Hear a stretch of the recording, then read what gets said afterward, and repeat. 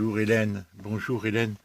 Il est 23h, non, 22h30, 23h30 passé, parce que je ne l'ai pas changé dans la voiture. Comment vas-tu, ma grande sœur? Comment vas-tu? Vraiment, je suis dans la voiture, je vais t'expliquer. Depuis ce matin, Hélène, mon téléphone ne marche pas, j'arrive pas à le charger, il est vide, il marque zéro. Tu vois en haut quand il est à la batterie. Et je branche, je rebranche et tout, il s'éteint sans arrêt, sans arrêt. Cet après-midi, il s'est mis à s'allumer par un coup, ce qui m'a permis d'envoyer des petits messages et de répondre à quelques messages que je recevais des gens de Paris. Là, non, j'ai été porter de l'argent et malheureusement la banque, elle ne reçoit pas d'argent sur le distributeur parce que demain, il y a des cartes bleues.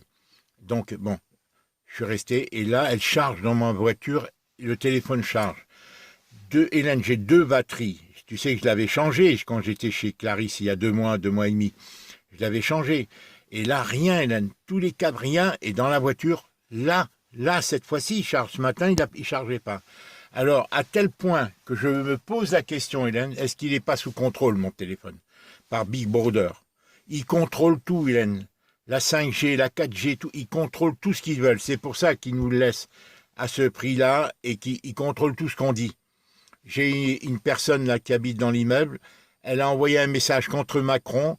Facebook, c'est ça, oui. Il lui a répondu, il ne faut pas envoyer ce genre de message, sinon on va vous interdire de communiquer sur Facebook. Là, cet après-midi, Hélène, une locatrice de l'immeuble, enfin une propriétaire, parce qu'ici, quasiment, ils sont tous propriétaires. Hélène, je pense beaucoup à toi. Je sais, j'ai pas lu ton message où tu es tombé vendredi dernier. Je l'ai pas lu, Hélène. Je sais pas où tu l'as écrit. Quand tu me l'as envoyé? Quand tu me l'as envoyé que je vérifie? Il faudrait que tu me trouves la date si toi si tu as même de la trouver. Hélène, je suis vraiment en ébullition par rapport à ce problème. Plus je découvre les mensonges qu'on nous a fait, plus ça fait mal.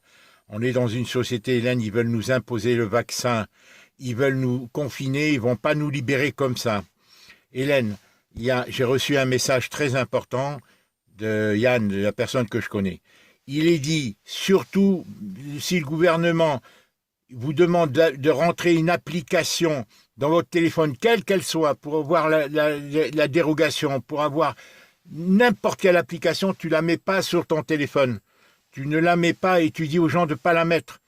Parce que qui que ce soit, parce que c'est une manière de tracer les gens et de rentrer dans leur vie, Hélène, dans toute leur vie, Hélène. Ce téléphone, Hélène, on nous le donne, tu vois, je t'envoie un message, c'est quasiment gratuit. Je paye un abonnement 30 € par mois. C'est pas fortuit qu'on nous le donne, Hélène. C'est programmé. C'est l'espionnage permanent, Hélène. Il s'introduit chez toi, même si tu arrêtes ton téléphone, Hélène. Même si tu l'arrêtes, eh bien, ils entendent tout ce que tu dis. Ils entendent, ils ont des méthodes électroniques. Même si tu enlèves la batterie, paraît-il qu'il y a une réserve de batterie dans le truc. Ils entendent, ils voient tout. La caméra qui est en face de moi, là, qui me permet de te filmer, eh bien, ils voient tout. Moi, j'ai rien à me reprocher, Hélène. Mais seulement, voilà, ils te parlent que de liberté, de démocratie, des grands mots comme ça. Hein, et alors que c'est une dictature qu'ils sont en train de nous préparer, Hélène. Ce coronavirus, ils le gèrent totalement, ils le gèrent, Hélène. Ils ont créé la peur, ils ont tout le fait de manquer de masques, et tout a été planifié au niveau mondial, dans chaque pays. Parce que c'est derrière tout ça, il y a les francs-maçons, les idiots utiles, tous les politiciens, les dictatures qu'ils ont installées. Voilà, ça fait longtemps qu'ils préparent ça, Hélène. J'ai des documents à t'envoyer importants, Hélène, mais du fait que j'ai eu ces problèmes de batterie, et toi, à ton âge, Hélène, ça fatigue, ça doit beaucoup te fatiguer. Énormément te fatiguer, comme moi d'ailleurs. Voilà, mes enfants sont gentils avec moi. Voilà, c'est la consolation que j'ai, je les vois pas assez, je suis tout seul là, Hélène. Toute la journée, à part les messages que j'échange avec les quelques connaissances avec qui j'ai repris contact depuis le confinement, parce que j'étais vraiment seul, il n'y avait personne à qui parler. Quand je dis personne, c'est personne, Hélène. À part la boulangerie, tout est fermé. La pharmacienne, la boulangerie, mais tout est fermé, les cafés, les restaurants, tout. Et dans la rue, il n'y a personne. Et quand tu marches, Hélène, les gens te regardent comme si tu étais un incivique, quoi, que tu manquais. Ils te regardent soupçonneux. C'est ça qu'ils ont créé, la défiance entre les gens. C'est voulu, Hélène. On n'est pas sorti de l'auberge avec cette affaire, Hélène. Elle a été planifiée de longue date. De longue date, Hélène, ça a été planifié, ça. pour installer le messianisme et tout ça, Hélène, c'est l'Apocalypse, c'est écrit dans les livres religieux, tant de l'islam que du chrétien. C'est manipulé tout ça, Hélène. Tout ça, c'est manipulé. C'est le faux Christ.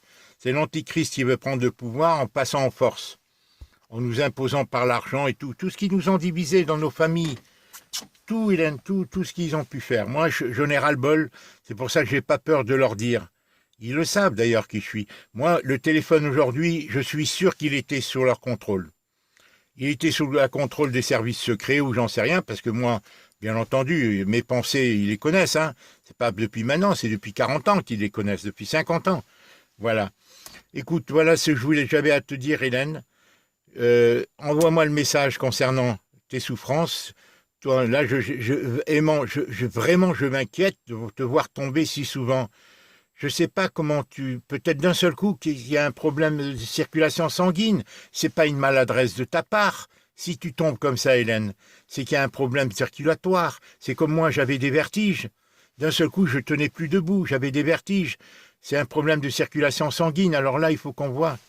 Hélène, je ne sais pas ce qu'il te dit le médecin, mais vraiment, hein, ça me fait une grande peine de te savoir souffrante comme ça. Ça me fait une grande peine, mais je suis impuissant. Que veux-tu que je fasse? Et là, ce problème me prend tellement la tête. Il faut que je cherche des solutions. Alors, Thierry Casanovas, tu connais, c'est un naturopathe. Il faut que je vois pour le torticolis. Je ne sais pas que je pourrais faire. Est-ce que sur place, quelqu'un t'aide, un naturopathe ou autre? Bon, tu m'as dit que Laurent était très gentil.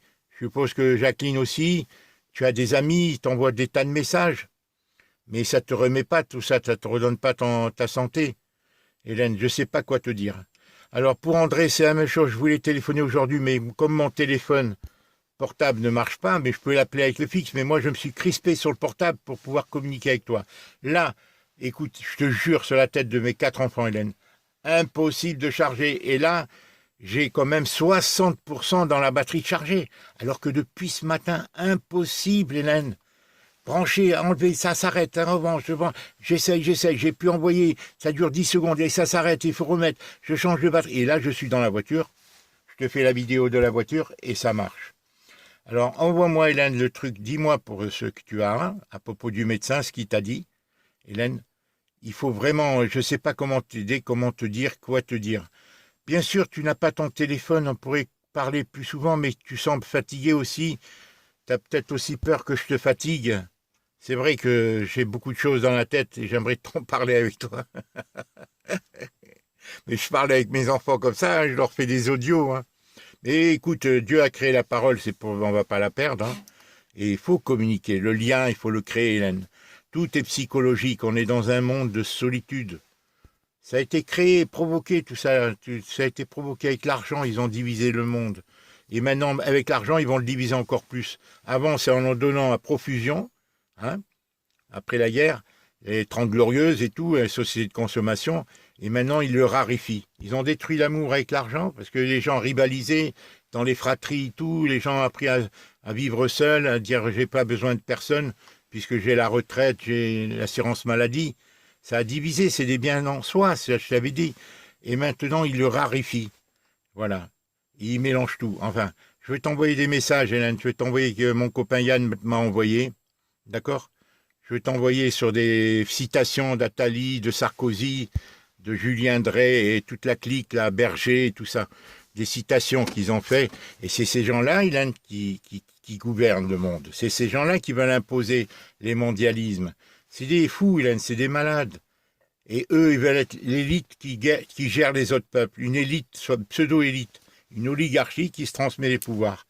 Et nous, on va être là à les servir. Comme des ruches comme dans les abeilles dans une ruche, Hélène, comme les abeilles dans une ruche.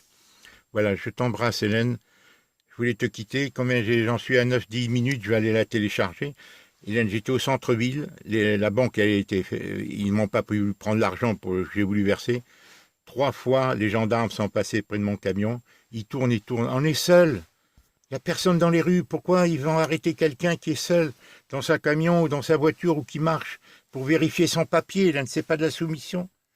C'est coercitif tout ça, Hélène. C'est un non-sens. Dans Paris, ils sont dans les quartiers d'immigrés, ils sont dehors, les gars, les flics n'osent même pas rentrer. Hein. Et nous, pourquoi et dans les métros, il y a du monde. Dans les métros, il y a du monde. Pourquoi ici, à la campagne, on nous empêche d'aller marcher plus d'une heure? Pourquoi on nous entrave comme ça? Tout ça, c'est de la manipulation, c'est tout. C'est des exercices d'autorité, de soumission, un coercitif, c'est pour nous, voilà. Hein, et maintenant, ils vont nous enlever la liberté, ils vont vouloir nous imposer les vaccins. Je vais t'envoyer, Hélène, la vidéo de dialogue entre Jean-Jacques Crèvecoeur et Jean-Jacques Crèvecoeur. Tu l'écoutes entièrement, le dialogue entre lui et le naturopathe qui est très connu, qui est vraiment bien, que je connais depuis plusieurs années. Jean-Jacques Crèvecoeur, c'est un grand scientifique. Il le traite de complotiste parce qu'il a découvert toutes les manipulations. Et il y a des gens courageux, des altruistes, heureusement, Hélène, des éveilleurs de conscience et des lanceurs d'alerte, si tu veux. Et souvent, on les élimine, hein, ces gens-là. Hein. Hélène, disons, avec la 5G, si tu savais la 5G, hein, qu'est-ce qu'ils se préparent à faire, à nous contrôler hein, au millimètre près, à nous envoyer des maladies par les ondes, avec les chemtrails, tout ça, tu connais peut-être. Je suis désolé de te dire tout ça, Hélène, mais moi, c'est toutes mes préoccupations, c'est pour l'avenir de l'humanité, ça. Où on va? Où on va? Où est-ce qu'ils vont faire? Qu'est-ce qui va se passer, là? Hein? Toute cette histoire. Alors, encore une fois, Hélène, ne t'inscris dans aucune application, même si c'est ton meilleur ami. Tu vas être fiché, contrôlé, déjà qu'on l'est. Alors, moi, c'est des amis, Yann qui me l'a dit. Et il a reçu, il m'a dit, tout ce qui vient de l'extérieur ne rentre aucun logiciel sur ton ordinateur ou sur ton téléphone. Voilà. Il n'y a que des pièges. Voilà, je t'embrasse Hélène, parle-moi de toi. Demain, je téléphone à André sans faute. Je vais essayer de la joindre, mais bon. Elle dit qu'elle n'a pas mon numéro. Pourquoi elle va? Elle a mon numéro, je lui ai toujours dit d'avoir les numéros. Elle le connaît, hein, depuis des années. Bon, je vais l'appeler, je ne sais pas... si ils vont la mettre dans une maison de retraite, puisque Jacqueline te parle de retraite ou autre, qu'elle va aller, mais je sais pas. Je vais l'écouter, je vais voir ce qu'elle veut bien me dire, si elle veut bien me parler. Hein. Parce que moi, je suis gêné. Quand quelqu'un veut pas te parler, Hélène, tu finis par être gêné avec lui. Alors pourquoi? J'en sais rien. Voilà, tu me vois pas parce que je suis avec la lumière du plafonnier, le plafonnier de la voiture. Hélène, j'étais heureux d'être avec mon petit Briac, je l'ai pris dans mes bras. Hélène, c'est une petite grippe qu'ils ont aggravée, elle est très contagieuse, mais elle n'est d'aucun danger, cette grippe. Seulement étant très contagieuse, ils ont fait croire à tout le monde qu'on allait mourir, que des mensonges, tout le monde est complice, ils ont préparé ça depuis des générations, depuis des années. Avec Attali qui l'a dit qu'il fallait une pandémie, Bill Gates a dit la même chose. Ils l'ont préparé, mais seulement les journaux nous ont matraqué, hein, tous les jours on fait le décompte des morts et tout ça. C'est une banale grippe très contagieuse et qui atteint surtout les gens fragiles, les gens malades, ceux-là sont morts. Et on en a fait tout un plat, comme s'il n'y avait plus de personnes qui mouraient par AVC, par diabète ou autre. Toutes les morts, ils ont dit que ça vient du coronavirus, pour nous traumatiser. Et tous les soirs, ils faisaient les comptes. Tous les Français ont été traumatisés. Et un effet de choc, si tu veux, de sidération. Voilà, c'était le but. C'est pour ça qu'il n'y avait pas de masque, qu'il n'y avait pas de gel, qu'il n'y avait pas de chloroquine. Tout ça, c'est un coup monté, Hélène. Je ne suis pas le seul à le dire. Hein. Le professeur prix Nobel, là, Eric, je ne sais pas, qui a découvert le VIH, le truc du sida. Il l'a dit, c'est humain. C'est une intervention humaine qui a fait le sida. Il a dit, je ne dis pas que c'est une intervention humaine qu'il a délibérément propagée, mais c'est sûr, c'est une intervention humaine qui a créé ce virus. C'est le prix Nobel. Et là, il a osé, mais il a 90 ans quand il meurt. Quand ils sont vieux, ils osent parler, ces gens-là. Voilà, comment il s'appelle? Montagnier, Éric Montagnier, je crois. Prix Nobel de la paix ou prix Nobel de je ne sais quoi. Voilà, ma grande sœur, je vais t'envoyer la vidéo, je vais aller la télécharger en espérant que les gendarmes ne vont pas m'arrêter, parce qu'il faut que j'aille à 500 mètres d'ici. Il est maintenant 23h53, 12 minutes, tu vas vite la recevoir. Et tu me dis quand tu l'as reçue. Hein? Hélène, je ne sais pas si mon téléphone, je vais devoir le changer. Là, il charge dans la voiture. Maintenant, je vais rentrer à la maison, s'il ne charge pas, est-ce qu'il était sous contrôle? Je n'en sais rien. Bon, là, la batterie, si elle ne charge pas, si ça vient du téléphone, il va falloir peut-être que je le change. Je verrai si je t'appelle pas ou autre, c'est que je peux pas. Mais tu m'envoies des messages, je les reçois sur mon ordinateur, mais je sais pas, j'ai pas le moyen, Outlook ou autre pour envoyer, je sais pas. L'ancien ordinateur, mais celui-là, c'est un ordinateur d'occasion que j'ai acheté. L'ancien, je savais le faire. Alors bon, il faudrait que Félicien bien m'aider. Lui, il travaille, si tu veux, il travaille, tu sais, ils ont une vie difficile aussi maintenant, hein, les jeunes, hein, à la naissance de leur bébé. J'étais très heureux, ils ont été très gentils avec moi. Mes filles sont gentilles avec moi. J'aimerais pouvoir aller, moi j'ai enlevé mon masque, mais dans la rue, je suis obligé de le mettre. Sinon, on te prend pour un assassin, si tu veux, tu vois. On te prend pour un assassin. Voilà. C'est fait dans cet esprit de créer la défiance entre les gens, la distanciation, pas de bis, pas de machin, le confinement, tout, chacun tout seul. Et après, il va y avoir la guerre civile dans les villes pour manger, hein. Dans les quartiers d'immigrés par ici qui se battent déjà. Eh oui, toi qui écoutes TV Liberté, tu dois savoir ça. Je t'embrasse, Hélène. Et excuse-moi, hein, Hélène, je ne sais pas comment t'aider. Quand tu viendras, on verra. Je ne sais pas qu'est-ce qu'il faut faire. Parle-moi si je trouve, si je cherche, si tu veux que je fasse des recherches dans un domaine précis, Hélène. D'accord? En tous les cas, je pense à toi, Hélène. Je sais que tu penses à moi et moi je pense à toi. Et on pense les uns aux autres. D'accord? Je t'embrasse, Hélène. Je vais t'envoyer des petites vidéos que j'ai fait avec Félicien. Tu sais, Hélène, je suis très stressé. Ce problème, c'est une violence qu'ils m'ont fait. Tu vois, quand on te soigne pas et quand tout ça, et quand on te manipule comme j'étais. Moi, au début, j'avais pas peur, hein. C'est Clarisse, elle m'a dit, tu risques de mourir et tout. Et là, j'avais les symptômes. Je n'avais pas peur. Tous les ans, j'ai des symptômes. C'est une petite grippe très contagieuse. Ils en ont fait un monument. Et Crève-Cœur l'explique bien. Un virus, c'est exceptionnel qu'il soit à la fois très contagieux et très grave, très dangereux. C'est ou l'un ou l'autre. Et là, ils ont fait comme si qu'il était dangereux et contagieux. C'est la grande manipulation, alors qu'il n'était que très très contagieux. Voilà. Alors pourquoi pas de masque? Pourquoi pas de gel pour désinfecter les mains? Tout est mensonge, parce que Attali, comme d'autres, comme Alexandre Adler, comme d'autres, et comme Bill Gates, qui ont déjà peut-être le vaccin, on dit qu'il fallait vacciner les gens, et ils vont nous mettre la puce, et ils vont nous mettre des liquides. Écoute Jean-Jacques Crèvecoeur, dans le débat que je vais t'envoyer, avant qu'il le supprime. Parce qu'ils vont peut-être le supprimer. Tout ce qu'on dit là, ils le savent, mais ils s'en foutent, j'ai aucun pouvoir. Ils s'en foutent. Si j'avais un pouvoir, peut-être qu'ils me créeraient des ennuis. Bon, déjà, bon. Je t'embrasse, Hélène. Très bonne soirée. Je ne sais pas comment ça va pour l'école, mais moi, je conseille à Adélie de ne pas envoyer ses enfants à l'école. Hein. Le 11, c'est une foutaise. Ils sont en train de créer la défiance. Même là, on m'a dit que même les enfants tombent malades maintenant. Alors, tu vois, ils créent la défiance entre tout le monde, la suspicion, la peur. Tout ça, la peur, tu peux obtenir tout ce que tu veux, Hélène. Oh, tout le monde croyait qu'il allait mourir, hein. Il y a 15 jours encore, 3 semaines. Même moi, j'allais voir les médecins. Attends, on se crée des symptômes après. Hélène, la moindre douleur dans la poitrine, tu te dis, ça y est, c'est ça qui commence. La gorge sèche, tout. Moi, j'ai réellement eu... Alors maintenant, les tests, ils vont imposer les tests. Et encore une fois, Hélène, je te parle rapidement. Ne fais aucune application sur ton ordinateur ni sur ton téléphone. Même si on te dit c'est pour vous protéger, si quelqu'un passe à côté de vous, hein, vous signalez que vous êtes passé à côté de quelqu'un qui avait le virus ou autre. Voilà. Je t'embrasse, Hélène. Voilà, je m'excuse de te parler vite, je voulais te dire un maximum de choses parce qu'il n'est pas dit que je puisse demain communiquer avec toi, t'envoyer des messages.